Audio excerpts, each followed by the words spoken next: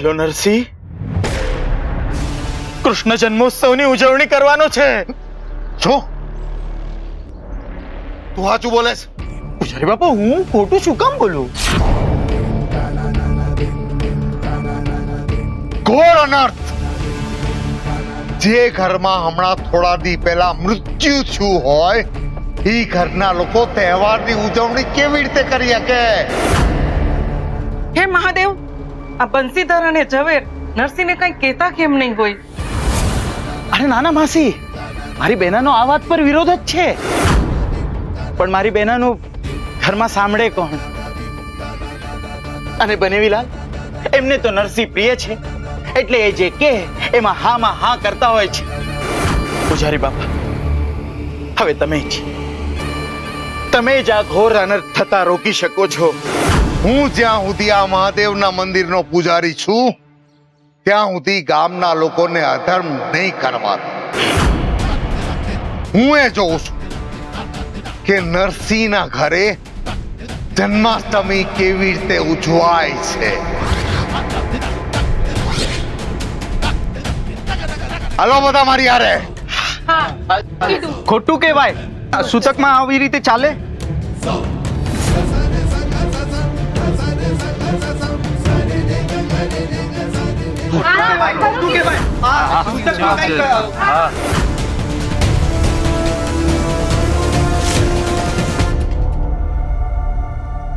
બા કહેતા હતા ભગવાને માણસોને ઘડ્યા છે, આજે આપણે ભગવાનને ઘડી રહ્યા છે. નરસિંહ, ભગવાનને ઘડવાનું આપણું કામ નહીં. આપણે પ્રાણ વગરની મૂર્તિ બનાવી શકીએ. પ્રાણ પૂરવાનું કામ તો 1000 હાથ વાળા. આપણે કેવા કૃષ્ણ બનાવીએ? ઊભા, બેસેલા કે સૂતેલા? મોટા ભાઈ, જ્યારે મારો જન્મ થયો હતો ત્યારે હું માના ખોળામાં સૂતેલો હતો કે બેસેલો?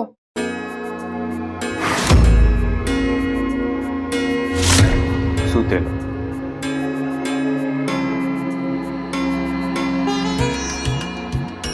તો પછી આપણે સૂતેલા ભગવાન બનાવીએ.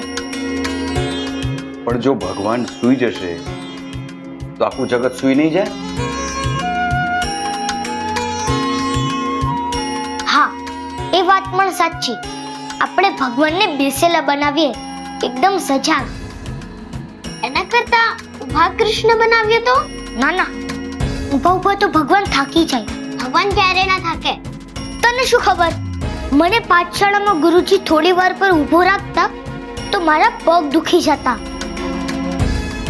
તો જો ભગવાન પણ ઊભા રહેશે તો એમના પગ દુખી જશે. આપણે સૌથી પહેલા શું બનાવીએ? કાન બનાવીએ? ના, આપણે પહેલા ભગવાનની આંખ બનાવીએ. જો ફરી ઊંધું બોલી તો તું પર તો ઉલટો જ છે ને. હું કહું છું ને, એ માને કેમ નથી લેતો? મોટા ભાઈ, જ્યારે ભગવાને આપણને ઘડ્યા હશે તો સૌથી પહેલા શું બનાવ્યું હશે?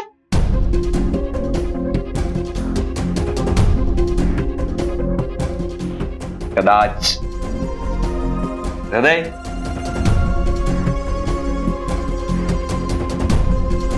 બંસીદાર,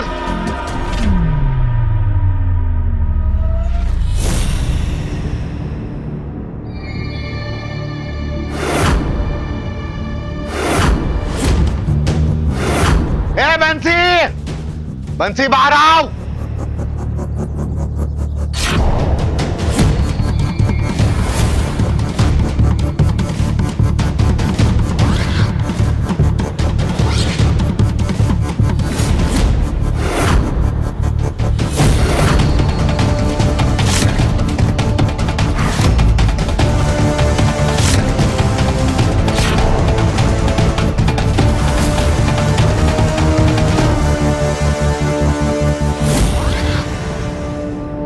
બંસી, મેં સાંભળ્યું છે કે તમારા ઘરમાં કૃષ્ણ જન્મોત્સવની ઉજવણી થવાની છે ને કાંઈ?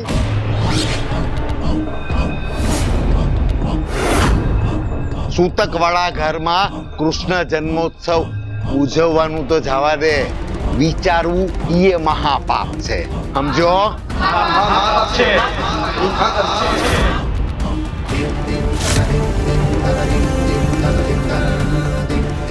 પૂજારી બાપા, હું તમારા પગે પડું છું. હમણે તો ના જ પાડી હતી, પણ નરસિંહે કહ્યું કે એને જન્માષ્ટમીની તૈયારી કરવી છે.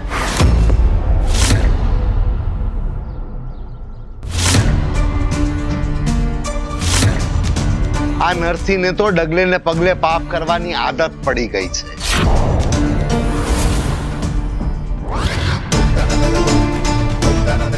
ઓલા દિવસે તમારા ઘરે શિવજીની પૂજા હતી ત્યારે આ નરસિંહ કોણ જાણે કઈ અશુભ જગ્યાએથી પથરો ઉપાડીને લઈ આવ્યો હતો. પણ હું તો કહું છું આમાં વાંક તમારો બેયનો છે. જય ગૌરી બાના ગયા પછી આ ઘરના વડીલ તમે બેય છો.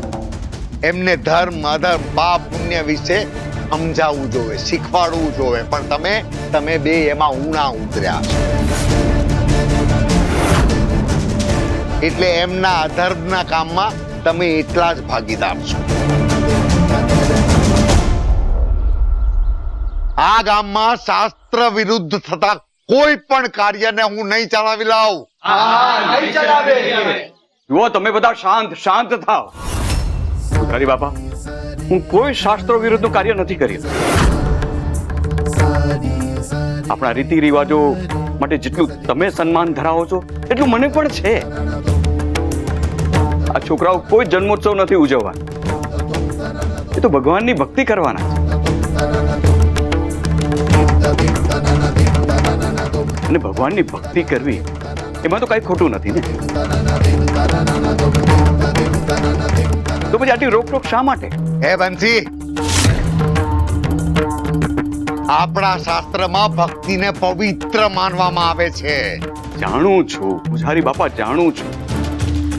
તો જુઓ, ખરાબમાં ખરાબ પરિસ્થિતિમાં આપણે ભગવાનને જ યાદ કરીએ છીએ ને. જુઓ પૂજારી બાપા, જીવનનું અંતિમ સત્ય મૃત્યુ છે, તો જીવનનું પ્રથમ સત્ય જન્મ છે. અને કાલે તો વદ આઠમ છે, ભગવાન કૃષ્ણનો જન્મદિવસ છે. જન્મ અને મૃત્યુના વિરોધાભાસને હું જરા જુદી રીતે જોઉં. હજી પણ કહું છું કે આ છોકરાઓ કોઈ જન્મોત્સવ નથી ઉજવવાના, માત્ર ભગવાનની ભક્તિ કરવાના છે. સૂતકમાં ઈએ ન કરી શકો.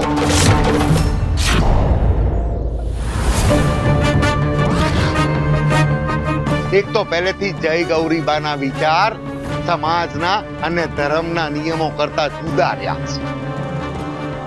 આ નરસિંહના લગ્ન વખતે એમણે છોકરી વાળાને અહીંયા બોલાવીને સમાજમાં ઊંધો ચીલો ચાતર્યો હતો.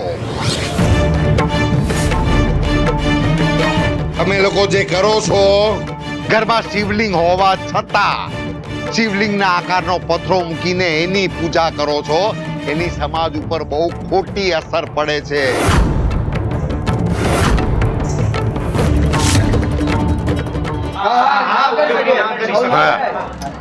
તમને લોકોને કેવી રીતે સમજાવું કે અમે કોઈ જન્મોત્સવ નથી ઉજવવાના? પૂજારી બાપા, મારા એક પ્રશ્નનો જવાબ. આઠમના દિવસે કેટલા લોકોના મૃત્યુ થવાના? એ હું કેવી રીતે કહી શકું? હું થોડો અંતર્યામી છું. બરાબર. જુઓ, આઠમના દિવસે હજારો લોકોના મૃત્યુ થશે, તો બીજી બાજુ હજારો લોકોના જન્મ પણ થશે. અને છતાંય જગત ઘણી બધી જગ્યાએ કૃષ્ણનો જન્મોત્સવ ઉજવશે ને બધા.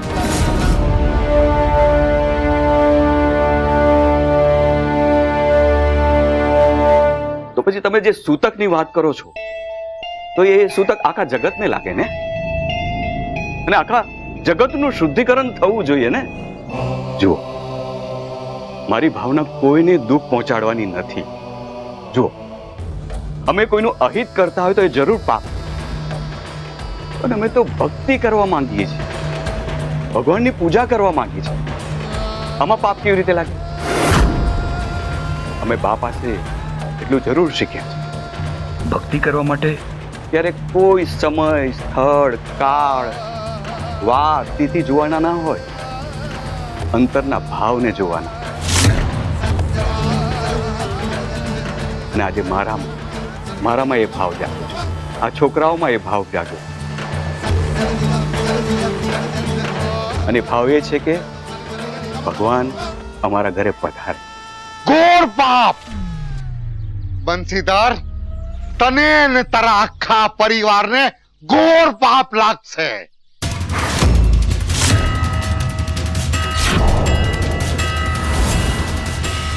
પણ ભગવાનને ઘરે બોલાવવામાં ઘોર પાપ કેવી રીતે લાગે? તું નહીં માને એમ ને? હું એ જોઉં. તું અને તારો આખો પરિવાર કૃષ્ણ જન્મોત્સવની કેવી રીતે ઉજવણી કરે.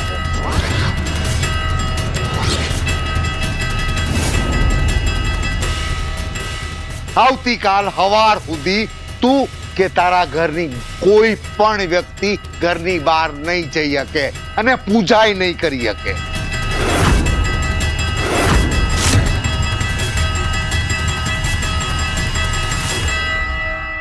એટલે તમે પૂજારી થઈને અમને ભગવાનની ભક્તિ કરતા રોકશો?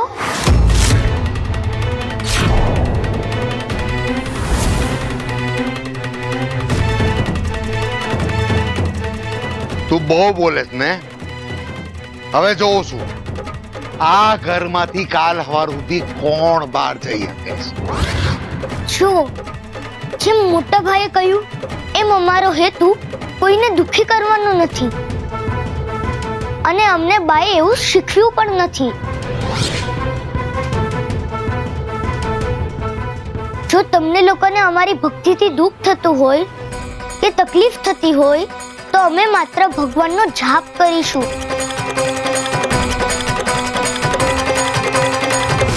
ના પાડીને તને એકવાર કીધું સમજાવતું નથી? પૂજારી બાપા, વિધિ વિધાન અને ઉજવણી ન કરી શકાય, પણ મનથી જાપ તો કરી શકાય ને. તન દ્વારા થતી પૂજા ન કરી શકાય, પણ મનથી થતી પૂજાને તમે કઈ રીતે રોકી શકશો? અધર્મને રોકવા હું ગમે તે કરવા તૈયાર છું. મારો જીવ આપવો પડે તો ઈ આપી દઈશ. આમાં અધર્મ ક્યાંથી આવ્યો પૂજારી બાપા? બંસી, ધર્મના રક્ષક સામે તું દલીલ કરી રહ્યો છે. હવે જોઉં છું તું પૂજા કેવી રીતે કરે છો, માળા કેવી રીતે ફેરવે છો. પણ કેમ? અમે માળા કરીએ એમાં તમને શું વાંધો છે? એ ચાપલી મૂંગી મરને, દોડાઈ નહીં થા. એ છોકરી,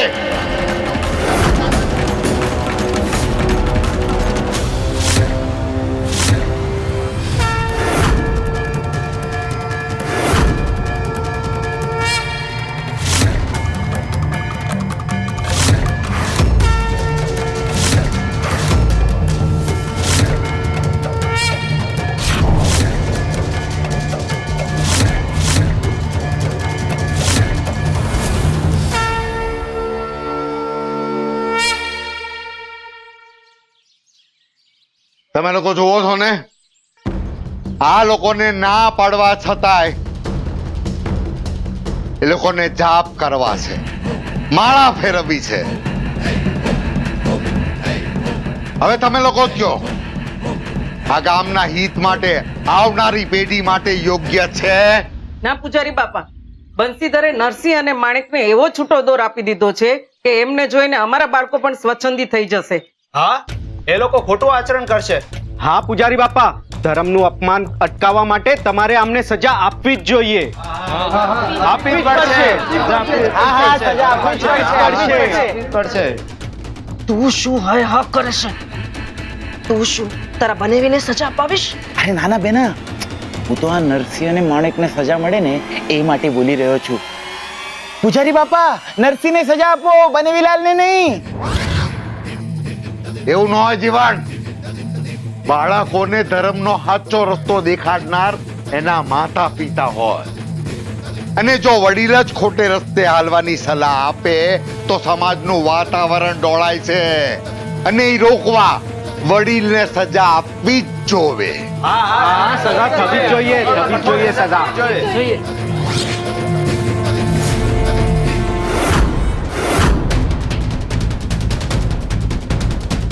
જો બેના, મેં પ્રયત્ન કર્યો બનેવીલાલને બચાવવાનો, હું તમારા બધાની ભાવનાની કદર કરું છું. આપણી લાગણી દુભાણી છે એટલે આ ત્રણેયને સજા થવી જ જોવે.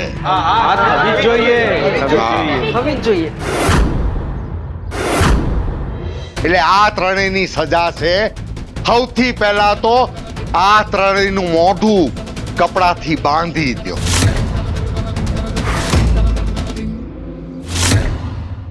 એમના બે હાથ બાંધી દો અને આંગળીએ બાંધી દો, એટલે મોઢેથી જાપ નો કરી શકે કે આંગળીથી માળા નો કરી શકે.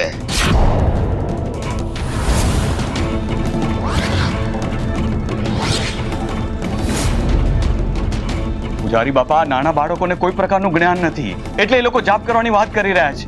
અને અમે નથી ઈચ્છતા કે કોઈને પણ દુખી કરીને ધાર્મિક કામ અમે કરીએ. હું તમને ખાતરી આપું છું કે બાળકો જાપ કે માળા નહીં કરે. જો તમારે સજા આપવી હોય તો મને આપો, પણ આ બાળકોને હવે મારે કાંઈ નથી સાંભળવું.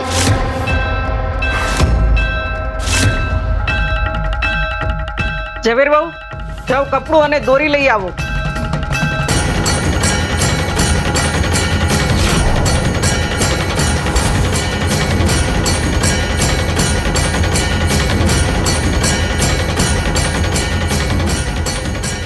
બુલંદ ચાલ અંદર.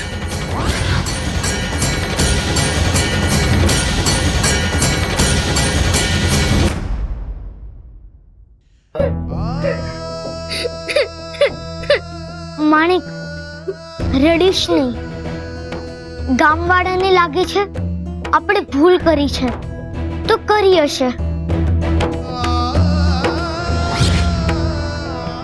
આપણે ભૂલ સ્વીકારી લેવી જોઈએ અને જે સજા મળે એ ભોગવી લેવી જોઈએ.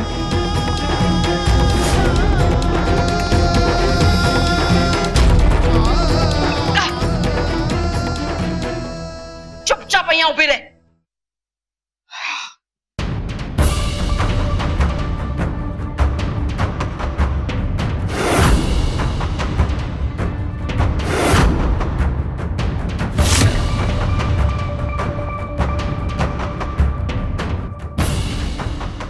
ભાભી, આખું ગામ પૂજારી બાપાની વાતોમાં હા એ હા કરતું હતું, પણ તમે કેમ કઈ બોલ્યા નહીં?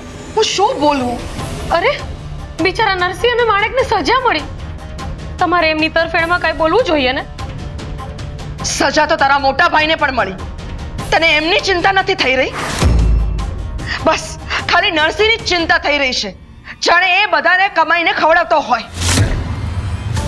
પેલા જે લાકડા ભેગા થઈ ગયા, જેનું સૂતક છે, એને પણ ખાલી નરસિંહની ચિંતા થતી હતી. બિચારો મારો નરસિંહ, બિચારો મારો નરસિંહ. બહુ હરખ છે ને ભગવાનની પૂજા કરવાનો, અને એ પણ સૂતકમાં. તો હવે ભોગવે. આ બધામાં તારા મોટા ભાઈ હોળીનું નારિયેળ બન્યા છે. હવે ઠોયાની જેમ ઊભી શું છે? જા નરસિંહના ઓરડામાં જા અને માટી ભરેલો વાડકો અને મૂર્તિ માટે જે પણ સામાન છે બધો બહાર જઈને ફેંકી આવ. જા.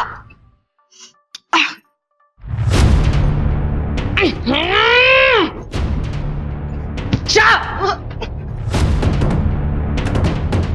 સવાર સવારમાં પેલા માટીવાળાનું મોઢું જોયું એટલે જ આવું થયું છે.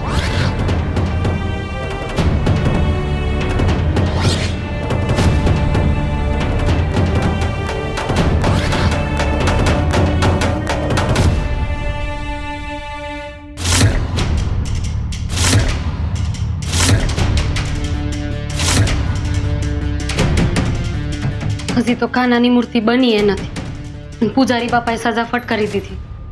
હે કાના, જો આજે તારું રાત ચાલતું હોત, તું જે ગુનો થયો નથી, તું એની કોક નિર્દોષને સજા દે. બિચારા છોકરાઓને તો આવી કોઈ સજા દેવાતી હશે? હે ભગવાન.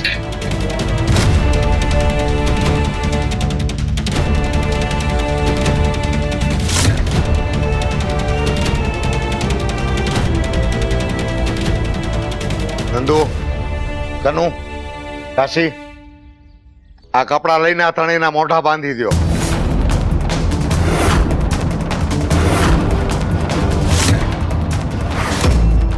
આંગળી એવી રીતે બાંધજો કે મોઢા ઉપર કપડું છે એટલે બોલી ન શકે, અને આંગળી બાંધેલી છે એટલે જાપ ન કરી શકે. જાઓ.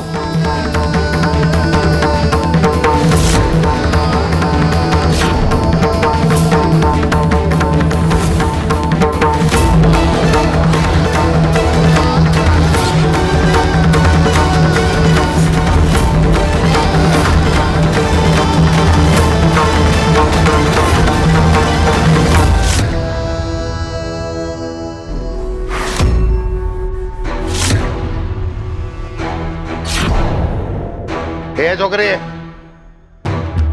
મેં કીધું છે ને, આ ઘરમાંથી કોઈ બહાર નહીં જઈ શકે. હું તો મૂર્તિ બનાવવાનો સામાન નાખવા જાઉં. આ સામાન નાખવો એ પાપ છે કે હું? અરે વાયડી ન થાને, મોટા કહે એમ કરવાનું, સમજી?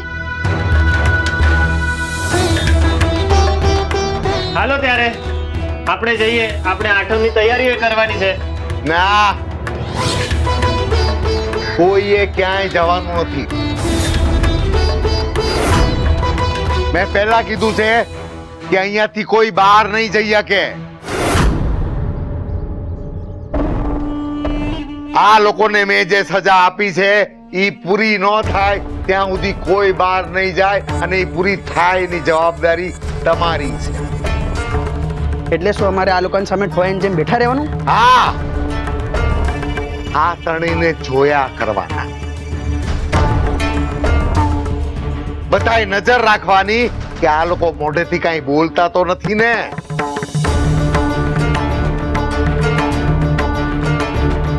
પણ બાપા, આ લોકોના મોઢા બાંધેલા છે તો કેવી રીતે બોલશે? હા, અને આપણે બધા જતા રહેશું પછી આ દોરી હાથેથી ખોલી નાખશે અને મોઢું ખોલી નાખશે અને જાપ કરવા માંડશે, તો આપણો ધર્મ અપડાશે ને. હા, બરાબર છે. બરાબર છે. બરાબર છે. હા, બરાબર છે. સજા બંસીભાઈના કુટુંબને મળી છે કે આપણને? હું બોલ્યો? પૂજારી બાપા, નટુભાઈ એમ કે છે કે હા તો અમને સજા મળી હોય ને એવું લાગે છે. તમે બધા જો મારી વાત નહીં માનો તો તમને બધાને સજા મળશે.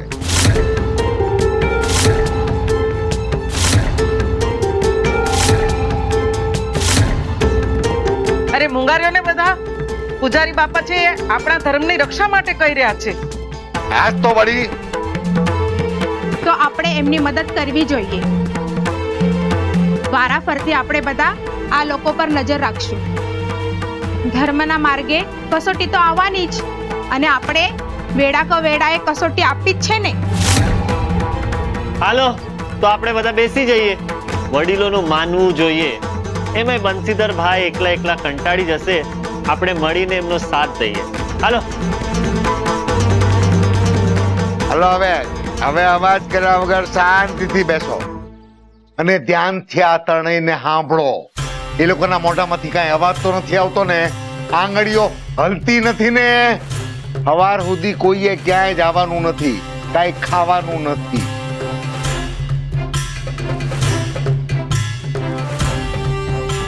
આમે જન્માષ્ટમી છે તો તમે બધા ઉપવાસ તો કર્યો જ હશે ને?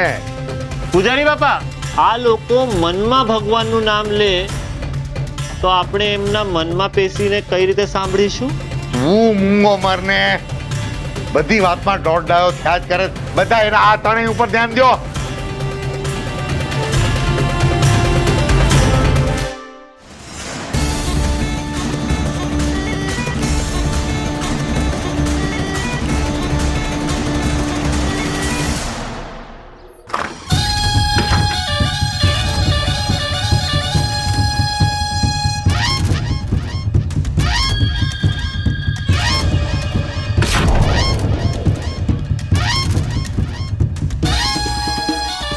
તારે દોડદાયા થવાની શી જરૂર હતી? હા, તે પૂજારી બાપાને ફરિયાદ કેમ કરી? અરે બેના, મેં માત્ર નરસિંહનું નામ લીધું હતું. બનેવીલાલનો બ પણ નહોતો ઉચ્ચાર્યો, બ. અને હવે બાના ગયા પછી નરસિંહની જવાબદારી તો બનેવીલાલની જ છે ને. અને ઉપરથી બનેવીલાલ પૂજારી બાપાની સામે બોલ્યા એટલે પૂજારી બાપાએ ખાર કાઢ્યો છે. વગર કારણે અડફેટે ચડી ગયા છે બનેવીલાલ. તો શું? પણ બેના, આ બધામાં નરસિંહ અને માણેકને આ હાલતમાં જોઈને મને તો બહુ મજા પડી ગઈ છે. મજા તો મને પણ બહુ આવી રહી છે. પણ દેખાતું નથી. તો પછી બેના દુઃખી કેમ થાય છે? ના, એ વાત પર કાલે મોઢું મીઠું કર. બેના, તું બનેવીલાલની ચિંતા નહીં કર. એ બહુ મજબૂત માણસ છે. અને પૂજારી બાપાએ સજા શું આપી છે? મોઢું બંધ રાખવાની ને. આમે બનેવીલાલ ઓછું જ બોલે છે. જોકે જન્માષ્ટમી ઉજવવાનું ભૂત તારા બનેવીએ જ નરસિંહના મગજમાં નાખ્યું હતું. લો બોલો. આ તો મેં કહ્યું એટલે ભગવાનની પૂજા માટે રાજી થયા છે. તો પછી બેના, આમાં બનેવીલાલનો પણ વાંક ખરો ને? એ બધું જવા દે. જો આમ પણ આ બધું એક જ દિવસ માટે છે. કાલે બધું થાળે પડી જશે. બેના,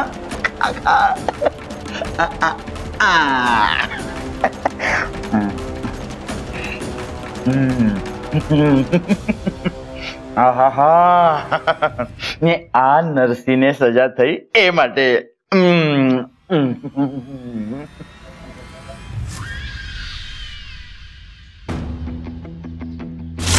રાધે કૃષ્ણ.